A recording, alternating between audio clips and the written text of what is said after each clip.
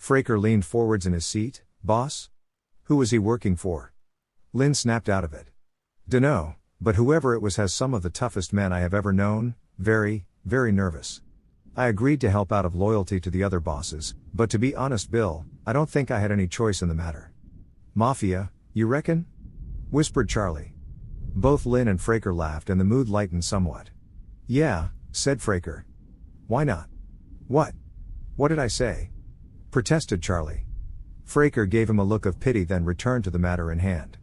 All right, so we can say McCulloch has got some very funky enemies. Nothing new there, that guy was never too particular with who he did business with. But where do me and Charlie fit in, boss? They've sent some yank to help track him down. He's in London at the moment, but he's coming up north and I need you two to meet him at Leeds Bradford Airport and look after him while he's up here. Which with luck won't be for too long, then he's some other bugger's problem. Is he a hitman? Asked Charlie. Tut, Charlie, shut up, scolded Fraker. Don't know and don't care, said Lynn. Look. Listen to me, both of you. I don't want either of you getting mixed up in the finer points of why this yank is here. Your job is to look after him. We've got the three of you booked into a hotel in town. Do what the fella says up to a point. But if McCulloch is up here and you do manage to find the twat, leave it to the yank. Lynn jabbed his finger at them both and added sternly. I mean it, just walk away. It's none of our business. I don't want either of you getting hurt. Understand? The two men nodded, the point well and truly taken. 85 Any idea why they might think McCulloch's up here? Asked Fraker, trying to hide his growing unease at how things were unfolding. Yeah. Tommy Whitaker's been seen up here. He's McCulloch's solicitor, and we know he's been the one trying to broker the deal so McCulloch can spill his guts to Scotland Yard or whoever. Concentrate on tracking him down. Find him and he'll know where McCulloch is being hidden. Yes, boss, said Fraker. No problem, added Charlie. Lynn looked grave as he drifted off into deep thought again. He seemed to be feeling every one of his 70 years weighing down on him. Fraker felt butterflies in his stomach and the overwhelming desire to get out of the office, which was suddenly feeling oppressive, and out into the fresh air. Charlie shifted uncomfortably in his seat. Anything else, Uncle Harry? Lynn shook his head but didn't actually look directly back at them. See Sally, she's got all the hotel and flight arrangements. Fraker and Charlie exchanged a look and both men rose from their seats. Fraker fought the urge to ask the old man if he was okay. He cleared his throat, which had gone dry. Right, come on Charlie, he said hoarsely and gestured to the door with a nod of his head, and they made a hasty exit without another word.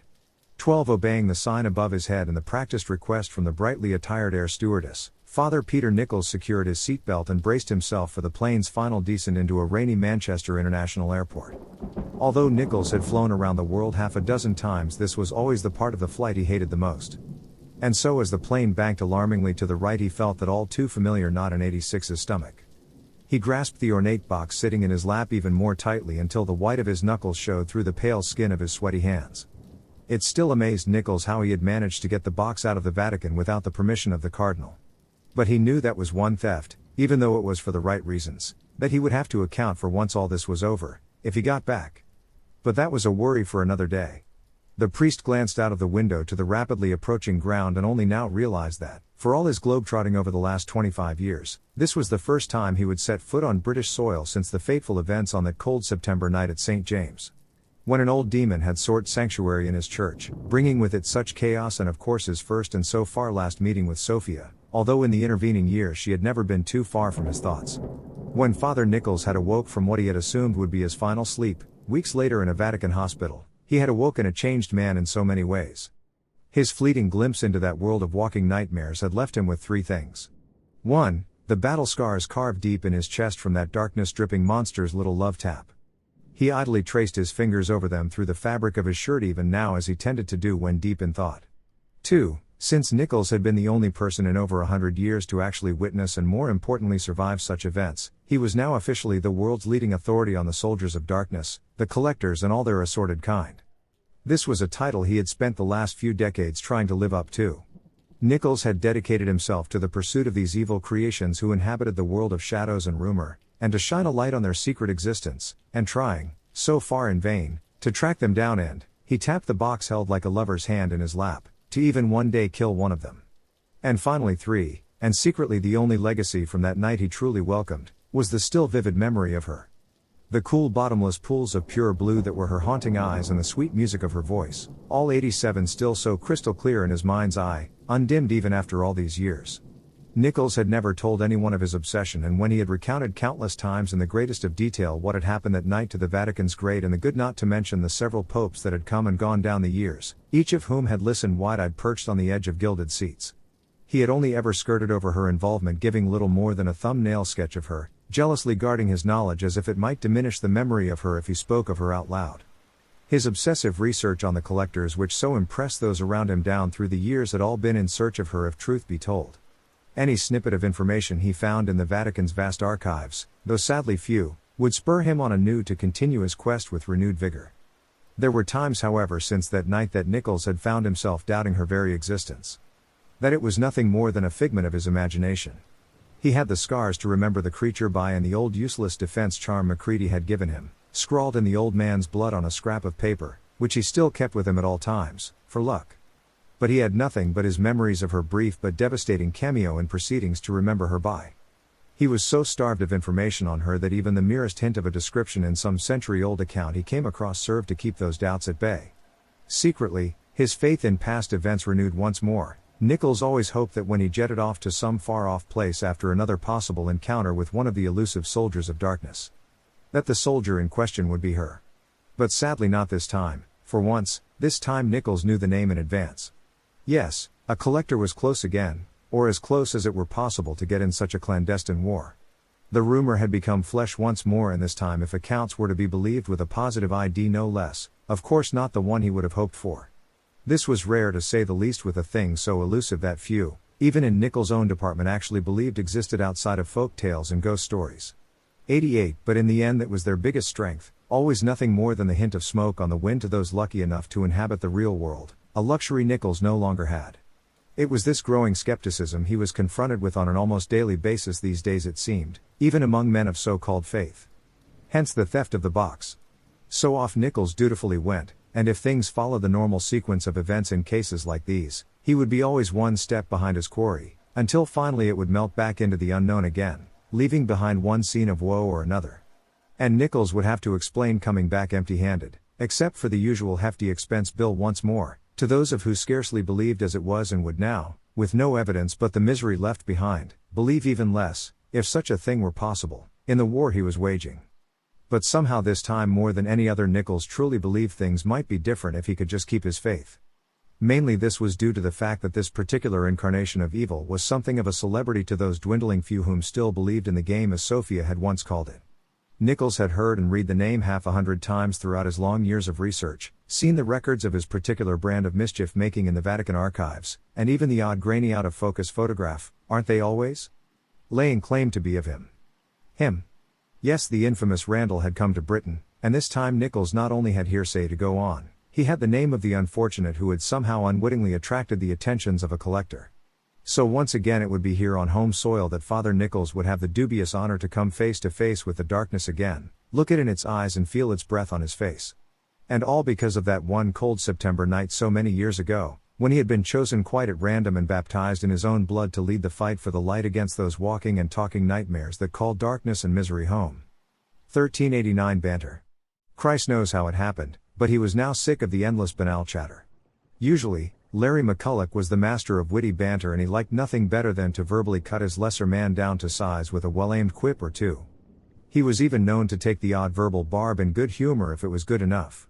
But lately, over the last couple of days holed up in this 2-star, at best, prison, Larry had found that particular dish harder and harder to swallow.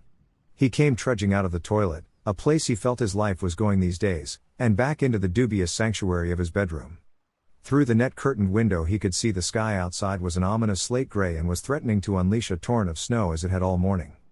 This did little to ease the increasing feeling Larry had of impending doom. Quite simply, as he waited for deliverance from this 90s wallpapered nightmare, Larry McCulloch had too much time on his hands.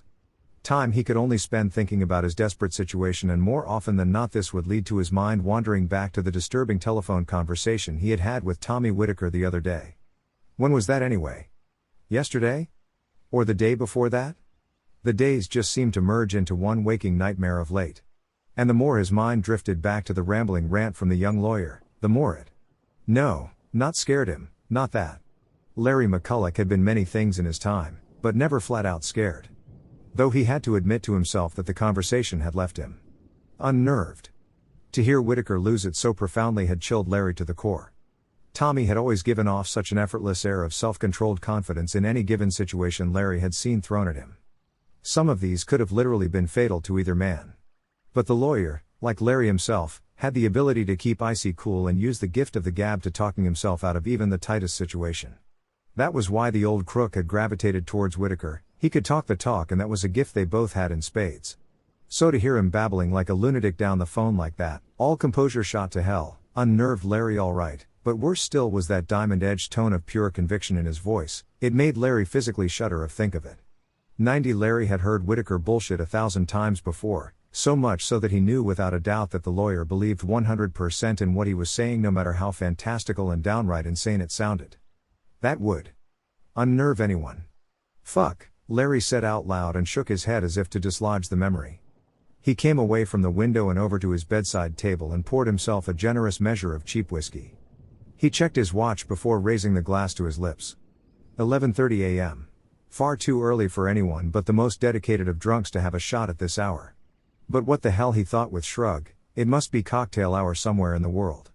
And thus, feeling suitably vindicated, Larry took a long swig and drained the glass in one. It made him wince but was soon rewarded as the calming effect was almost instantaneous as the acid in his stomach turned to a warm calm feeling that soon reached his overactive brain, washing the last of the anxiety away to the back of his mind. He held up the bottle, which was now only a quarter full, and made a face. No way would that be enough to get him through the rest of the day, let alone the seemingly endless nights in this place. That meant he would have to see if he could coax Lewis, or better still bully the kid Jeff, into going out on another food run to the 24-hour supermarket close by a little later. This place was bad enough when you were half drunk, but sober he would throw himself out of the window before tea time. As if on cue, Larry heard the terrible twosome clattering around downstairs in a fuss about something or other. He went over to the bedroom door, which was still ajar, and listened, but couldn't make out much of what they were saying, although he could hear the occasional burst of static coming from their walkie-talkies. Finally, Lewis bellowed up the stairs, "Hey Larry." "What?" Larry bellowed back, coming out onto the landing. "Show time. Make yourself presentable, the boss is here." Larry felt a wave of relief wash over him. It was as if he'd just taken a drink of 25-year-old single malt whiskey and not that cheap crap Lewis insisted on buying, and it felt good. At last, after all the bullshit, a chance to shine, to do what he did best.